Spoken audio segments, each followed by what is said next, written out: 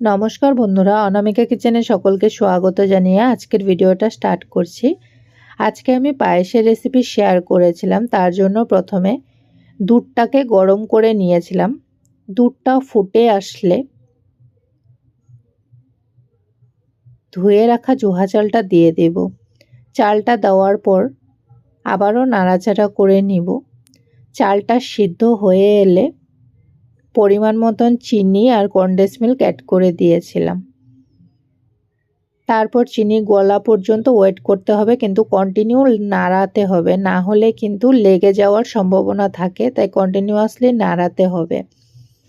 তারপর কাজু বাদাম আর কিশমিশ অ্যাড করে দিয়েছিলাম। তোমাদের কাছে রেসিপিটা কেমন লেগেছে অবশ্যই তোমরা কমেন্ট করে জানাবে।